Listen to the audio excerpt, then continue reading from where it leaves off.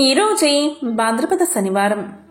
మరి ఎంతో విశేషమైన ఈ భాద్రపద శనివారం రోజు ఈ కథలను వింటే చాలు వెంకటేశ్వర స్వామివారి సంపూర్ణ అనుగ్రహం మీకు లభిస్తుంది. మరి ఆ కథలేంటో ఇప్పుడు విందాం.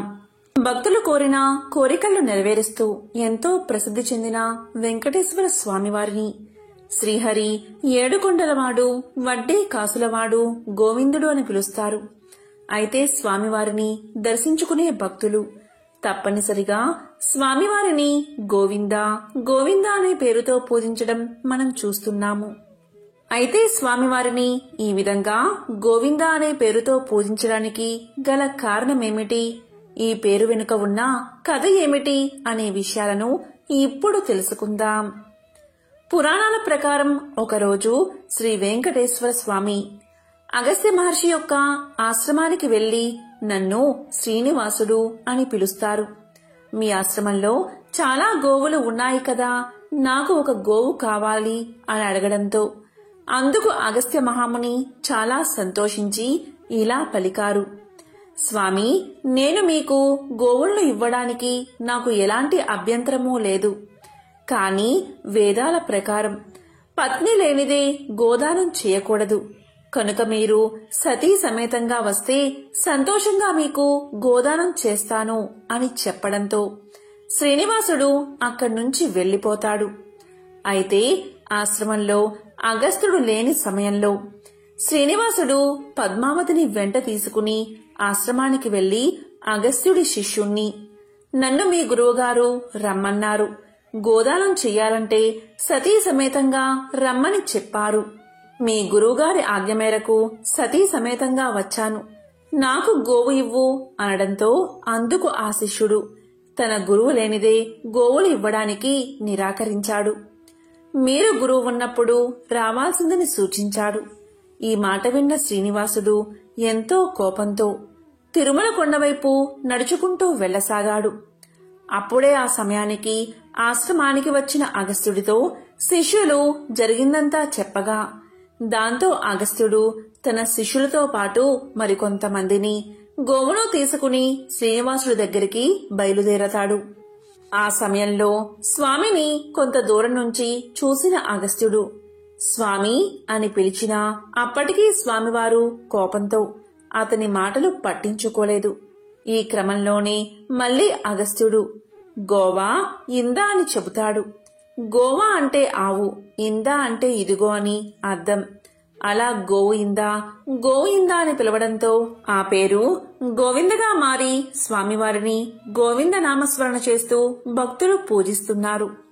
కలియుగానికి చాలా పూర్వం సమస్త ఋషులు కలిసి కశ్యప మహర్షి నేతృత్వంలో సమాజ శ్రేయస్సు కోసం ఒక గొప్ప యాగాన్ని అంటే మహాయజ్ఞాన్ని చెయ్యాలని సంకల్పిస్తారు. ఇది మహాయజ్ఞం కావడంతో త్రిమూర్తులలో ఒకరిని ముఖ్య అతిథిగా ఆహ్వానించాలని ఋషులు భావిస్తారు. ఈ సమయంలో నారద మహర్షి తన ప్రయాణ సమయంలో భూమిపైకి వచ్చి ఋషులు చెయ్యబోయే మహాయజ్ఞం గురించి తెలుసుకుంటాడు. అప్పుడు నారదుడు ఇలా పలుకుతాడు, ఓ మహారుషులారా, ఈ యాగంతో మీరు ఎవరిని సంతోష పెట్టబోతున్నారు? మీరు పవిత్రమైన త్రిమూర్తులలో అత్యంత ఉన్నతమైన వ్యక్తిని సంతోషపెట్టబోతున్నారా? పవిత్ర త్రిమూర్తులలో ఎవరు పరమేశ్వరుడు అన్న ప్రశ్నకు ఋషులు అయోమయానికి లోనవుతారు. దీంతో వారు త్రిమూర్తులలో ఉన్నతమైన వ్యక్తిని యాగానికి ఆహ్వానించాలని తలపోస్తారు. లోక కళ్యాణం కోసం యజ్ఞం తలపెట్టిన మహర్షులు త్రిమూర్తులలో గొప్పవారెవరో నిర్ణయించమని భృగు మహర్షిని పంపుతారు. అరికాలిలో నేత్రం కారణంగా తనకు గల శక్తి పట్ల గర్వితుడై ఉన్న భృగు మహర్షి తొలుత సత్యలోకానికి చేరుకుంటాడు. అక్కడ సత్యలోకంలో వేదగానం చేస్తూ బ్రహ్మదేవుడు, ఆయన గాత్రానికి వీణానాదాన్ని అందిస్తూ సరస్వతీదేవి సంగీతంలో సంలీనులై ఉన్నారు. ఆలు మగలిద్దరూ ఒకే అనుభూతిలో లయించి ఉండగా ఆ అనునాదం అనంతమై విస్తరించింది. భృగువు రాక వారిని ఆటంకపరచలేదు. దాంతో వారు ఆయన రాకకి స్పందించలేదు. దీంతో కోపగించిన భృగువు బ్రహ్మకు భూలోకంలో ఆలయాలు ఉండవని శపిస్తాడు. ఇక అక్కడ్నుంచి కైలాసానికి వెళ్తాడు. కైలాసంలో శివ పార్వతులు నాట్యంలో లీనమై ఉన్నారు. ఆది దంపతులతో పాటు గణపతి, కుమారస్వామి సహితంగా నంది, భృంగి, రుద్ర గణాలు ఆ పారవస్యంలో ఉన్నారు. ఇక్కడ కూడా భృగు మహర్షికి స్వాగత సత్కారాలు లభించలేదు. పార్వతీ పరమేశ్వరులు తాళం తప్పకుండా చేస్తున్న నాట్యం సర్వ సృష్టికి శృతి లయలు అయ్యింది. అహంకారం లేకుండా ఉండి ఉంటే భృగు మహర్షి ఆదిదేవుడు నాట్యమాపి తన్ని పలకరించే వరకు సహజంగా భక్తిగా వేచి ఉండేవాడు. కాని భృగువుకి అదనపు శక్తి ఉంది. దాని తాలూకు అహంకారం కూడా ఉంది. కాబట్టి భక్తుడు భగవంతుడి కోసం వేచి ఉండం కాదు, భగవంతుడే భక్తుడి రాక కోసం మెలకువతో ఉండాలి అనుకున్నాడు. దాంతో ఆగ్రహాన్ని నిగ్రహించుకోలేక లింగాకృతికే తప్ప పరమేశ్వరుడి రూపానికి అచ్చెళ్లు ఉండరాదని శపించాడు భృగువు. అక్కడ్నుంచి వైకుంఠానికి చేరుకున్నాడు. అక్కడ లక్ష్మీనారాయణులు చదరంగ వినోదంలో తల మునకలై ఉన్నారు. సత్యలోకంలో బ్రహ్మ సరస్వతుల హృదయాలు సంగీత భరితమైతే కైలాసంలో శివ పార్వతుల తనువులు నాట్యగతిలో లయించి ఉన్నాయి. వైకుంఠంలో లక్ష్మీ విష్ణువుల మేధస్సు పరంగా చదరంగ క్రీడలో మునిగి ఉన్నారు. సృష్టి స్థితి లయకారులం కదా అని త్రిమూర్తుల్లో ఎవరూ ఇల్లాలితో గడపడానికి సమయం లేదు, సమయం లేకుండా ఉన్నాం అనలేదు, అనుకోలేదు. క్రీడా వినోదంలో మునిగి ఉన్న శ్రీహరి శ్రీదేవులను చూశాడు భృగువు. అప్పటికే ఆగ్రహం హద్దులు దాటి ఉంది. కాలెత్తి మహావిష్ణువు వక్షస్థలంపై ఒక్క తన్ను తన్నాడు. గుండెలపై తన్నిన బిడ్డని చూసిన తండ్రిలా శాంతంగా చిరునవ్వు నవ్వాడు శ్రీహరి. భృగువుని బుజ్జగిస్తూ అతిథి సత్కారాలతో ఆజ్ఞపాద్యాలు సమర్పిస్తూ భృగువు అరికాలిలోని నేత్రాన్ని చిదిమేశాడు. అప్పటికి కాని భృగు మహర్షికి తలకెక్కిన అహంకారం మహమ్మారి దిగిపోలేదు. చేసిన తప్పిదాలు తెలిసి రాలేదు. పోగొట్టుకున్న తపశ్శక్తి నష్టం అర్థం కాలేదు. దాంతో దిమ్మ తిరిగి వాస్తవంలోకి వచ్చి పడ్డాడు భృగువు. దుఃఖిస్తూ శ్రీహరి పాదాలపై పడ్డాడు. ఆ పైన పశ్చాత్తాపంతో తపోవనానికి తరలిపోయాడు. అతన్ని ఆశీర్వదించి తిరిగి చూసిన శ్రీహరికి ఎదురుగా శోకమూర్తి అయి శ్రీలక్ష్మి నిలిచి ఉంది. తన నివాస స్థానమైన మహావిష్ణువు వక్షస్థలంపై తన్నిన భృగువుని విష్ణువు శిక్షించకుండా సమాదరించి పంపినందుకు ఆ తల్లి అవమానం చెందింది. అనునయించబోయిన శ్రీమన్నారాయణుడికి శ్రీదేవి శోకాసూలే సమాధానం చెప్పాయి. బాధాతప్తమై ఆ ఇల్లాలు కన్నీటితో భర్తని విడిచిపోయింది.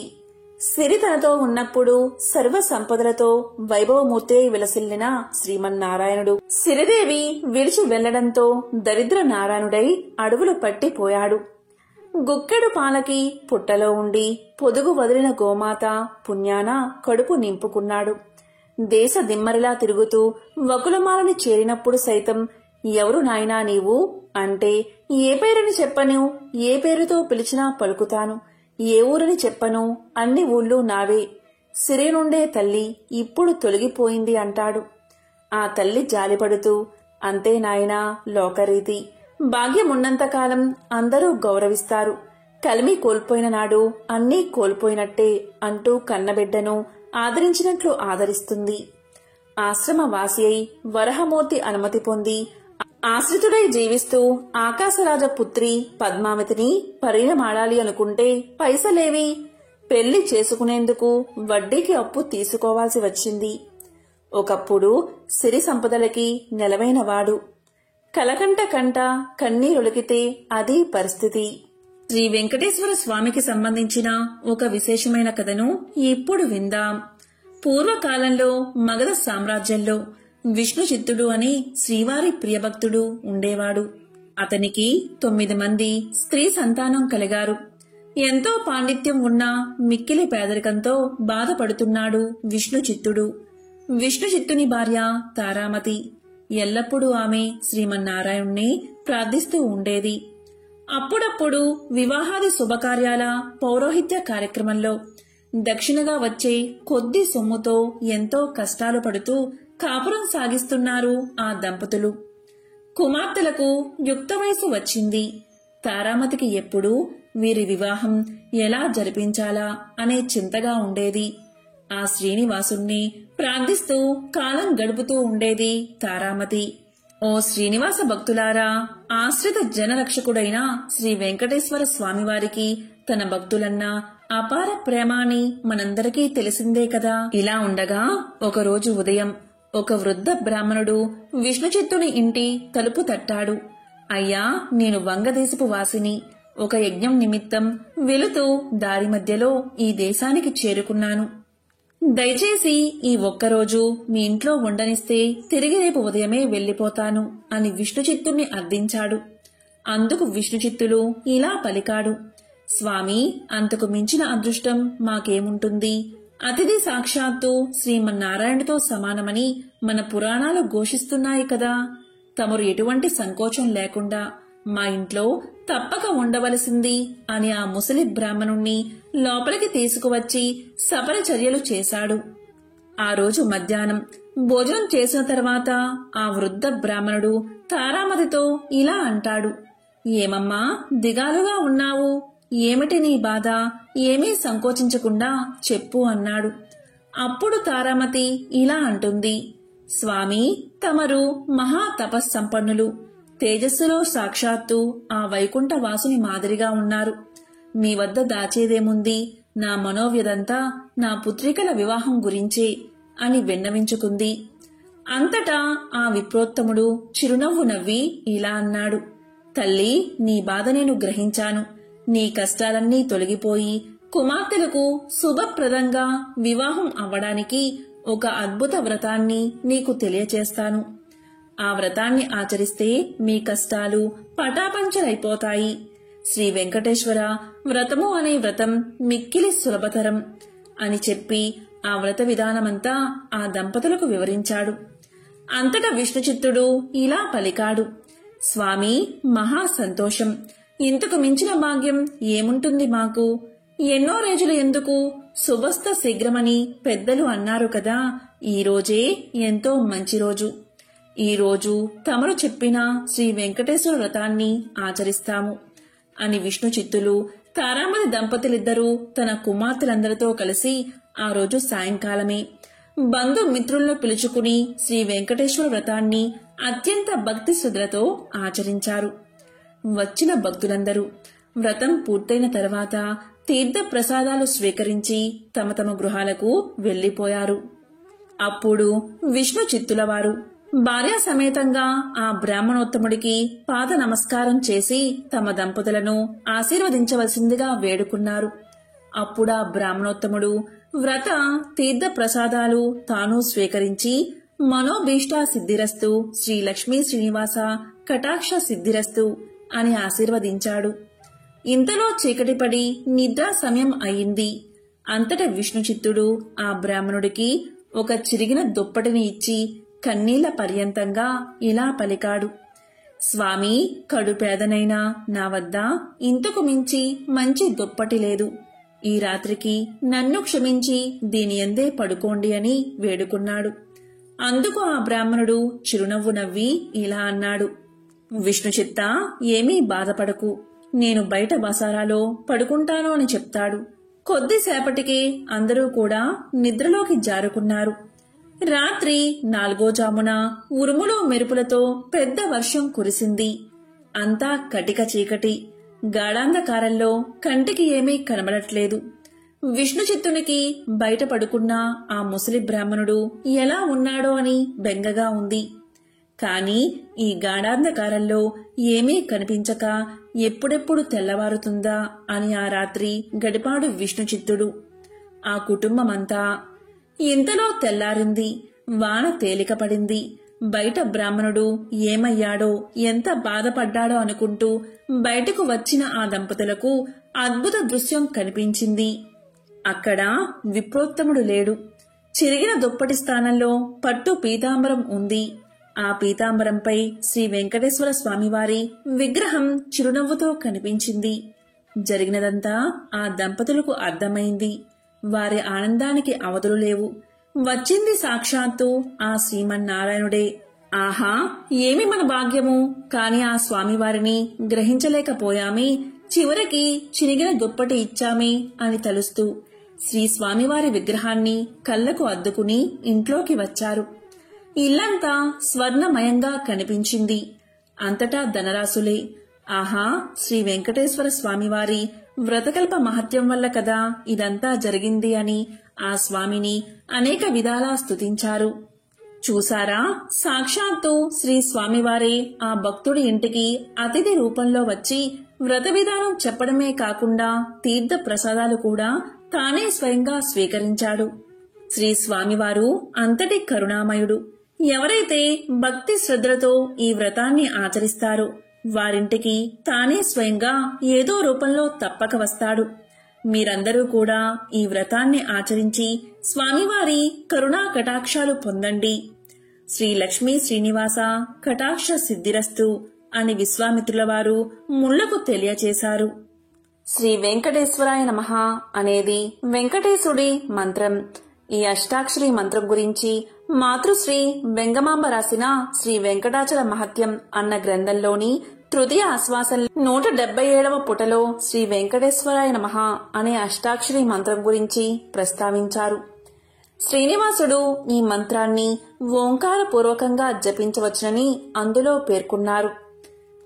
గురుముఖంగా మంత్రం గ్రహించి శ్రీ వెంకటేశ్వరాయ నమః అనే స్వామివారి మంత్రాన్ని జపిస్తే కృతార్థత సిద్ధిస్తుందని ప్రతీతి. కేవలం శ్రీ శ్రీనివాసుడి నామజపం కూడా అష్టాక్షరి మంత్రమంతటి ఫలితాన్ని ఇస్తుంది. పూర్వకాలంలో అవంతే దేశంలో భాగ్యనగరము అనే ఒక పురపట్టణం ఉండేది. పేరుకు తగినట్లుగానే ఆ పట్టణంలో భాగ్యవంతులకు కొదవలేదు. అయితే వారు తమ తమ సంపదలను చూసుకుని గర్విస్తూ మిగిలిన సామాన్యులను అతిహీనంగా చూసేవారు. ఆ ఐశ్వర్యమంతా తమ గొప్పే అని తలుస్తూ నిత్య పూజలు కాదు కదా, విశేష రోజుల్లో కూడా ఏ పూజలు చేసేవారు కాదు. అప్పుడు శ్రీమన్నారాయణుడికి వీరందరికీ జ్ఞానోదయం కలిగించాలి అని తోచింది. ఒక రోజున ఆ ధనవంతులు విందు వినోదాలతో మునిగి తేలుతున్నారు. ఆ పట్టణ తూర్పు వీధుల్లో కల శ్రీ లక్ష్మీనారాయణ ఆలయంలో కనీసం దీపం వెలిగించే నాదుడు కూడా కరువయ్యాడు. ఆ రోజు తొలి ఏకాదశి, అత్యంత పర్వదినం. కాని ఆ పట్టణంలో ఒక్కరు కూడా ఆలయానికి వెళ్లి పూజ చెయ్యాలి అని ఆలోచించలేదు. సాయంత్రం ఉన్నట్టుండి దట్టమైన మబ్బులు కమ్ముకున్నాయి. బ్రహ్మాండమైన కుంభవృష్టి కురిసింది. వ్యాపారులందరి ఇల్లు నీటిలో మునిగిపోయాయి. అంతా గాఢాంధకారం. తెల్లవారేసరికి ఊరంతా నేలమట్టం అయిపోయింది. వ్యాపారాలు అన్నీ పోయి చివరికి ఐశ్వర్యాలు పోయి కట్టుబట్టతో మిగిలారు. ఎందుకీ ఉపద్రవం, ఎందుకీ జలప్రలయం, ఎవరికీ అంతు పట్టలేదు. అంతలో వారికి ఒక విశేషం కనిపించింది. ఆ ఊరి చివరన ఉండే పూరిపాకలు చెక్కు చెదరకుండా ఉన్నాయి. ఎంతో ఆశ్చర్యం కలిగింది. ఇంత కుంభవృష్టిలోనూ ఈ పూరిపాకలు ఎలా ఉన్నాయి అని వారిలో వారు అనుకుంటూ ఉండగా ఒక పెద్ద మెరుపు మెరిసింది. అప్పుడు ఆకాశవాణి ఇలా పలికింది, ఓ మూర్ఖులారా, మీ సంపదలన్నీ మీ గొప్పతనం అని భావిస్తూ ఉండడం వల్లే ఇలా జరిగింది. ఆ పూర గుడిసెలో నివసించే దేవయ్య నాకు ప్రియభక్తుడు. ప్రతిరోజు మీ ఊరిలోని శ్రీ లక్ష్మీనారాయణ ఆలయంలో దీపాన్ని వెలిగిస్తూ ఉంటాడు. అంతేకాదు, ప్రతి ఏకాదశి రోజు తనకు వీలున్నంతలో శ్రీ వెంకటేశ్వర వ్రతకల్పాన్ని నిర్వర్తిస్తూ ఉంటాడు. తనతో పాటు ఆ గుడిసెలోని వారందరూ రక్షించబడ్డానికి దేవయ్యే కారణం. మీరందరూ కూడా ఈ వ్రతాన్ని ఆచరించండి. ఇలా చేస్తే మీ ఐశ్వర్యాలను తిరిగి పొందగలరు అని వినిపించింది ఆకాశవాణి. వెంటనే వ్యాపారులందరూ ఆ ఆలయానికి వెళ్లి తక్షణమే అందరూ తలా ఒక పనిని పూర్తి చేసుకుని శ్రీ వెంకటేశ్వర వ్రతకల్పాన్ని ఆచరించారు. అందరి గృహాలు పూర్వ రూపంలో కనిపించాయి.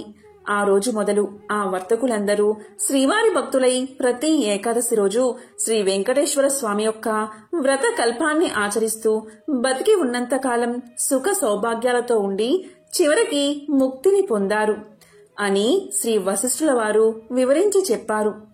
ఈ కథను విన్నవారు, చదివినవారు, ప్రసాదం స్వీకరించిన వారు శ్రీవారి కృపకు పాత్రులై మహాభాగ్యాన్ని పొందుతారు. పూర్వకాలంలో నగరి అనే గ్రామంలో ధనగుప్తుడు అనే ఒక వ్యాపారి ఉండేవాడు. అతను పరమ లోభి. ఎంత ధనాన్ని సంపాదించినా అతని లోభితనానికి అంతులేకుండా పోయేది. ఈ ఐశ్వర్యమంతా తన గొప్పే అని భ్రమలో కొట్టు మిట్టాడుతూ ఉండేవాడు. ఎంతటి వారినైనా ఈ అహంకారమే కదా పాతాళానికి అనగదొక్కేది. ధనగుప్తుడి భార్య కాంతిమతి. ఆమె ఎంతో భక్తి కలిగి ఉండేది. వారికి 3 కుమార్తెలు. చివరి కూతురైన కుమారికి దైవభక్తి ఎక్కువగా ఉండేది. ఎల్లప్పుడూ ఆ శ్రీనివాసుణ్ణి తలుస్తూ ఉండేది. తండ్రికి తెలియకుండా వీలు ఉన్నప్పుడల్లా శ్రీ వెంకటేశ్వర స్వామివారి ఆలయానికి వెళ్లి స్వామిని దర్శించుకుని వస్తూ ఉండేది చిన్న కూతురైన కుమారి. ఆమె ఆలయానికి వెళ్లినప్పుడల్లా అక్కడ ఇచ్చిన ప్రసాదాన్ని ఇంటికి వచ్చి అందరికీ ఇచ్చినా తండ్రి మాత్రం ఎప్పుడూ తీసుకునేవాడు కాదు. భర్త ప్రవర్తనకు కాంతిమతి ఎంతగానో బాధపడేది. ఒకరోజు కుమారి తన స్నేహితురాలి ఇంట శ్రీ వెంకటేశ్వర స్వామివారి వ్రతం జరుగుతుంది అని తెలుసుకుని వెళ్ళాలి అని అక్కడికి వెళ్తుంది. వ్రతం పూర్తయ్యేసరికి మిట్ట మధ్యాహ్నమయ్యింది. ప్రసాదాన్ని తాను స్వీకరించి కొంచెం పొట్లంగా కట్టుకుని ఇంటికి బయలుదేరింది కుమారి. మార్గమధ్యలోకి వచ్చేసరికి ఎండ తీవ్రత ఎక్కువైంది. ఎక్కడైనా కొంచెం దాహం తీర్చుకుందామని కుమారి అనుకోగానే ఆ పక్క వీధిలోనే తన తండ్రి అంగడి ఉందని కుమారికి గుర్తొచ్చింది. వెంటనే అంగడికి వెళ్లి వ్రతం గురించి తండ్రికి చెప్పకుండా నీళ్లు అడిగి తాకింది. తండ్రి కోపగించుకుంటాడు అనే భయంతో కంగారుగా దాహం తీర్చుకుని వడివడిగా ఇంటిదారి పట్టింది కుమారి. ఈ హడావిడిలో కుమారి ప్రసాదం పొట్లం దుకాణంలోనే మర్చిపోయి ఇంటికి వెళ్లిపోయింది. ఇంతలో ఆ బజారులో ఒక్కసారిగా అలజడి మొదలైంది. ప్రజలందరూ హాహాకారాలు చేస్తూ గగ్గోలు పెడుతున్నారు. పెద్ద అగ్ని ప్రమాదం సంభవించి ఆ వీధిలోని దుకాణాలన్నీ అగ్నిదేవుడి ప్రతాపానికి ఆహుతి అవ్వడం మొదలుపెట్టాయి. అసలే మెట్ట మధ్యాహ్నం. దానికి తోడు తీవ్రమైన వడగాలి. శరీరం భయంతో కంపించిపోయింది వ్యాపారికి. ఇంకొద్ది క్షణాల్లో తన దుకాణం కూడా బూడిద కావాల్సిందే. ఈ ఆలోచనతో అతని చేతులు వణికిపోతున్నాయి. దుకాణం నుంచి అందరూ బయటకు పరుగులు తీశారు. కాని వ్యాపారి మాత్రం అలాగే ఉండిపోయాడు. దుకాణాన్ని విడిచిపోబుద్ది కావడం లేదు. అక్కడే ఉంటే తాను కూడా మాడి మసైపోగలడు. ఈ కంగారుతో చేతికి ఏదో పొట్లం తగలగానే ఏ ఆలోచన లేకుండా తీసి నోట్లో వేసుకున్నాడు. అది తీయగా అనిపించింది. అంతేకాదు వ్యాపారి మనసు కొంచెం స్థిమితపడింది. ప్రశాంతంగా అనిపించింది. అప్పుడే ఒక అద్భుతమైన సంఘటన జరిగింది. మంటలన్నీ ధనగుప్తుడి దుకాణం వద్దకు వచ్చి ఆగిపోయాయి. ఒక్క నిప్పురవ్వ కూడా ధనగుప్తుడి దుకాణాన్ని తాకలేదు. ఏమిటి విచిత్రం, ఏమిటి మాయ? ధనగుప్తుడికి నోట మాట రావడం లేదు. ఇంతలో ఈ వీధిలో అగ్ని ప్రమాదం జరిగిందని తెలిసి ధనగుప్తుడి భార్య కాంతిమతి కుమార్తెలతో సహా భయ ఆందోళనతో ఆ శ్రీనివాసుణ్ణి ప్రార్థిస్తూ అక్కడికి వచ్చింది. దుకాణం వరకు వచ్చిన మంటలు పక్కనే ఉన్న అంగడి వద్దే ఆగిపోవడం చూసి వారందరూ సంభ్రమాశ్చర్యాలకు లోనయ్యారు. అప్పుడు కుమార్తెకు తాను దుకాణంలో మర్చిపోయిన పొట్లం గుర్తుకు వచ్చింది. ధనగుప్తుడు అంతకుముందు తిన్నది అదే పదార్థంగా గ్రహించాడు. అప్పుడు చిన్న కూతురు ఇలా చెప్పడం ప్రారంభించింది. ధనగుప్తుడు తిన్నది వెంకటేశ్వర స్వామివారి యొక్క ప్రసాదమని, వ్రతంలో పాల్గొనడం గురించి అంతా వివరించి చెప్పింది. తాను స్వీకరించిన ఆ ప్రసాదం అగ్ని ప్రమాదం నుండి రక్షించింది అని ధనగుప్తుడు గ్రహించాడు. శ్రీవారిని క్షమించమని చెంపలు వేసుకున్నాడు. ఆ రోజు సాయంకాలమే ఊరి వారందరినీ పిలిచి శ్రీ వెంకటేశ్వర స్వామి వ్రతకల్పాన్ని భక్తి శ్రద్ధలతో ఆచరించాడు. పూర్తిగా స్వామివారి సేవకే తన శేష జీవితాన్ని వెచ్చించి ముక్తిని పొందాడు. కేవలం ప్రసాదాన్ని స్వీకరించినంత మాత్రం చేతనే ఎంత ఆపద నుంచి బయటపడ్డాడో మీరు చూశారు కదా. ఈ వెంకటేశ్వర స్వామి వ్రతమహత్యం అంతటి అద్భుతమైనది. వీలున్నప్పుడల్లా ఈ వ్రతాన్ని ఆచరించి ఆ శ్రీనివాసుడి కృపకు పాత్రులు అవ్వండి అని భరద్వాజుల వారు దీనిని అనుగ్రహించారు. పూర్వకాలంలో కౌమార దేశంలో మిత్రుడు అనే చాకలి ఉండేవాడు. అతను తన కులవృత్తిని నిర్వహిస్తూ వీలున్నంతలో దాన ధర్మాలు చేస్తూ ధర్మపరంగా జీవితాన్ని గడిపేవాడు. కాని అతని దిగులంతా అతనికున్న అవిటితనమే. కాలు అవటిది కావడం వల్ల ఉతికిన బట్టలను మూటలు కట్టి ఇంటింటికి తిరిగి ఇవ్వడం చాలా కష్టంగా ఉండేది అతనికి. దానికి తోడు గంపెడు సంసారం. కష్టపడకపోతే పూట గడవదు. ఎల్లప్పుడూ ఆ చాకలివాడు శ్రీనివాసుణ్ణి ప్రార్థిస్తూ ఉండేవాడు. ఏదో ఒక రోజున ఆ స్వామి తన్ని కరుణించకుండా పోతాడా అనే నమ్మకంతో జీవితం గడిపేవాడు. భక్త సులభుడైన ఆ శ్రీమన్నారాయణుడు ఇదంతా గమనిస్తూనే ఉన్నాడు. ఎవరికైనా వారి పూర్వజన్మ కర్మ నివృత్తి అయ్యే సమయానికి శ్రీనివాసుడే ఏదో ఒక రూపంలో వచ్చి తన భక్తులను తప్పకుండా ఆదుకుంటాడు. ఒకరోజు సాయంకాలం ఎప్పటిలాగే మిత్రుడు చాకిరేవి నుండి బట్టల మూటతో తిరిగి వస్తున్నాడు. మార్గమధ్యలో అతనికి ఒక ముసలి బ్రాహ్మణుడు కనిపించాడు. సహజంగానే భక్తి శ్రద్ధలు కలవాడు అవడం వల్ల మిత్రుడు భుజం మీద మూటను కిందకు పెట్టి ఆ బ్రాహ్మణుడికి నమస్కారం చేశాడు. అప్పుడు ఆ విప్రోత్తముడు ఇలా పలికాడు, ఎంతో బాధపడుతున్నావు. నీ బాధ చూడ్డానికే నాకు చాలా కష్టంగా ఉంది. నువ్వెంత కష్టపడుతున్నావో కదా అని అడిగాడు. అప్పుడు మిత్రుడు ఇలా అన్నాడు, స్వామి, మీరు ఎవరో కాని మహానుభావుల్లాగా ఉన్నారు. నాది గంపెడు సంసారం. ఆ సంసార భారం చేత నాకు ఈ పని చేయడం తప్పడం లేదు. ఈ అవటితనం పోయే మార్గం ఏదైనా ఉంటే సెలవు ఇవ్వండి అని విన్నవించుకున్నాడు. అప్పుడు ఆ ముసలి బ్రాహ్మణుడు ఇలా చెప్పాడు, నాయనా, తప్పకుండా చెబుతాను. సావధానంగా విను. నీ అవటితనం పోవడమే కాకుండా నీకు అష్ట ఐశ్వర్యాలు కలిగే వ్రతం ఒకటి ఉంది. దాన్ని ఆచరించిన మరుక్షణమే నీకు 1000 వరహాలు లభిస్తాయి. అయితే ఒక్క షరతు, అందులో సగం నాకు సమర్పించాలి. రేపు మళ్ళీ ఇదే సమయానికి ఇక్కడికి వస్తాను అని చెప్పాడు ఆ బ్రాహ్మణుడు. అప్పుడు చాకలివాడు ఇలా పలికాడు, స్వామి, ఇంతకు మించిన మహాభాగ్యం ఏముంటుంది? ఆ వ్రతమేదో ఏ రోజు ఆచరించాలో సెలవియ్యండి అని ప్రార్థించగా బ్రాహ్మణుడు శ్రీ వెంకటేశ్వర వ్రతకల్పాన్ని వివరంగా చెప్పాడు. అప్పుడు మిత్రుడు రెట్టించిన ఉత్సాహంతో ఇంటికి వచ్చి ఈ విషయం గురించి భార్యకు చెప్పి ఇరుగు పొరుగుల వారిని ఆహ్వానించి వెంకటేశ్వర స్వామి వ్రతాన్ని ఆచరించి తీర్థ ప్రసాదాలు తాను స్వీకరించి వచ్చిన వారందరికీ పెట్టాడు. ఇంతలో ఇంటి బయట ఏదో కోలాహలం వినబడింది. మిత్రుడి కుమారుడు ఇంటి బయట నుంచి పరుగు పరుగున వచ్చి, నానా, రాజుగారి భటులు మీకోసం వచ్చారు.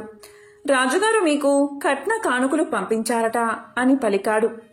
వెంటనే రాజభటులు వచ్చి మిత్రుడితో ఇలా అన్నారు, రాజుగారి ఆస్థానంలో నిన్ను చాకలిగా నియమించారు అని చెప్పి 1000 వరహాలు బహుమానంగా ఇచ్చారు. 1000 వరహాల మూట పెట్టి ఒక వారం లోపల వచ్చి రాజుగారి కొలువులో చేరవలసింది అని తెలియచేశారు. మిత్రుడి ఆనందానికి అవధులు లేవు. వారం దాకా ఎందుకు, రేపే వెళ్తాను అని మూటాముళ్ళు సర్దుకుని మరుసటి రోజు తెల్లవారుజామునే ప్రయాణం కట్టాడు. ఆ ఆనందంలో ఆ ముసలి బ్రాహ్మణుడి సంగతే మర్చిపోయాడు. మార్గమధ్యలో గుర్తుకు రాగా 1 నెల తర్వాత కలవచ్చులే అనుకున్నాడు చాకలి. వెళ్లి రాజుగారి ఆస్థానంలో చేరాడు. రోజులు నెలలు గడిచిపోతున్నాయి. ఆ బ్రాహ్మణుడికి ఇచ్చిన మాట పూర్తిగా మర్చిపోయాడు. అప్పుడు బ్రాహ్మణ రూపంలో వచ్చిన ఆ స్వామివారికి కోపం వచ్చింది. మానవ నైజం ఇంతే అనుకున్నారు. స్వామివారు తన మహత్యాన్ని చూపించాలి అని నిర్ణయించుకున్నారు. మరుసటి రోజే రాజుగారి ఆస్థానంలోని రాణిగారి నగలు మాయమయ్యాయి. మిత్రుడికి కఠిన కారాగార శిక్ష పడింది. రాజభటులు మిత్రుణ్ణి పలు విధాలుగా శిక్షించారు.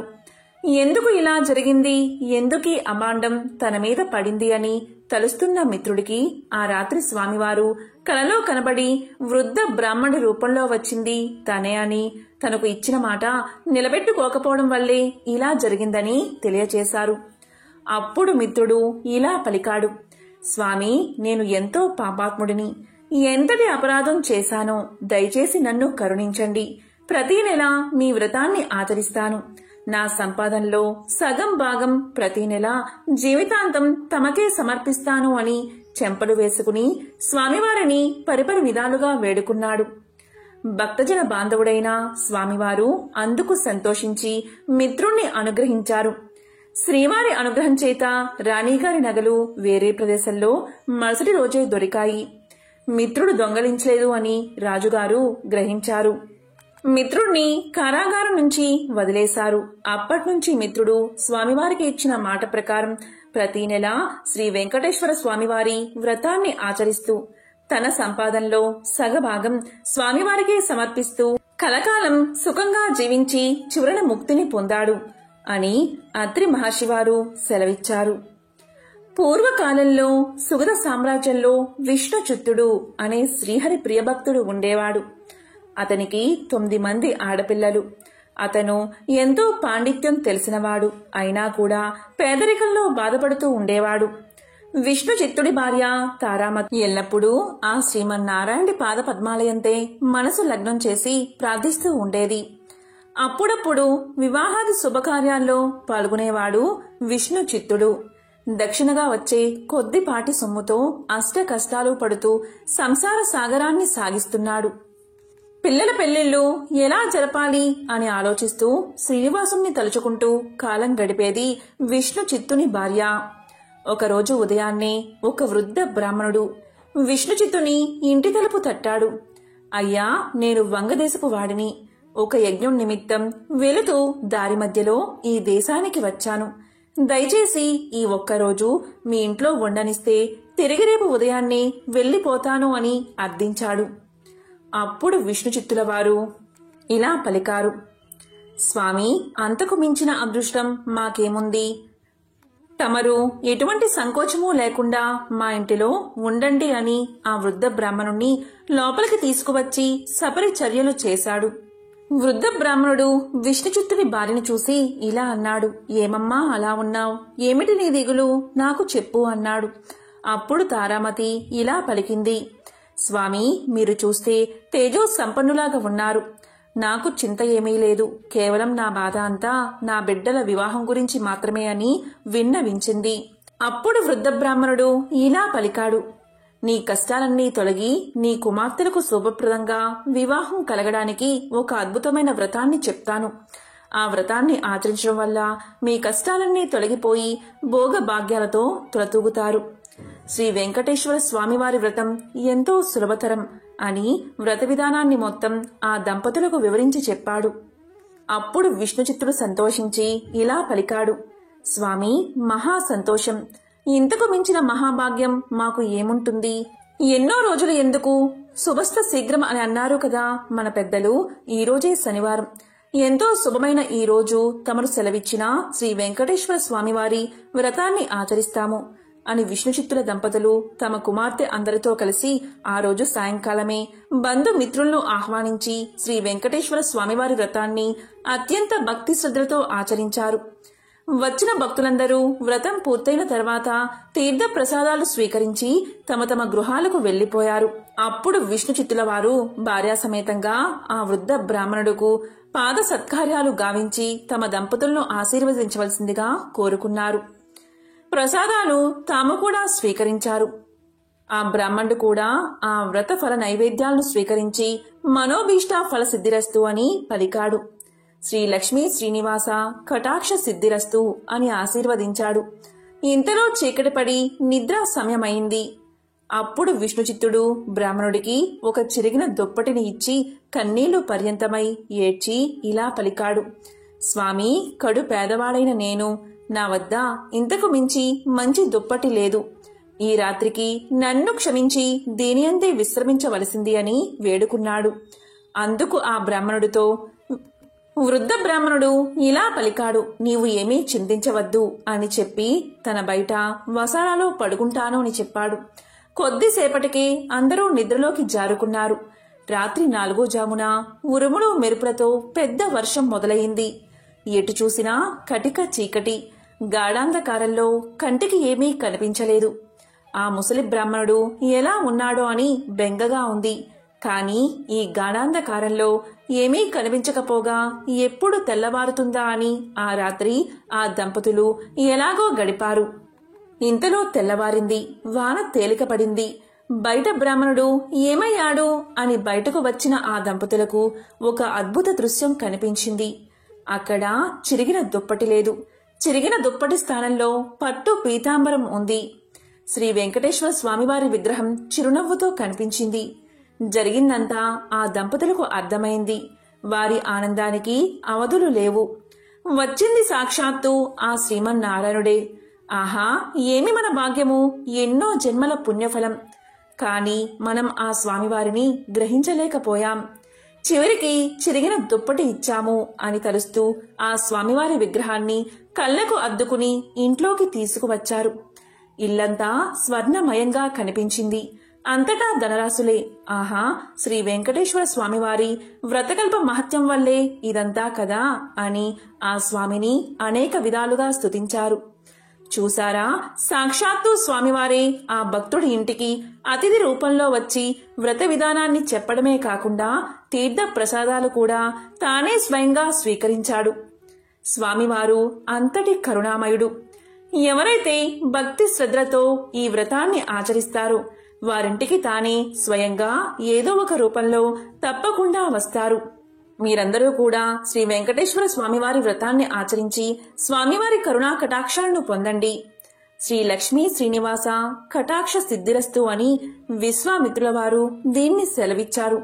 ఎంతో పవిత్రమైన విశేషమైన ఈ రోజు ఈ కథలను విన్నా, చదివినా, చెప్పినా, వినిపించినా సకల శుభాలు కలుగుతాయి. జన్మల దోషాలు తొలగి కోటి జన్మల పుణ్యం వస్తుంది. ఓం నమో వెంకటేశాయ. ఓం నమః శివాయ.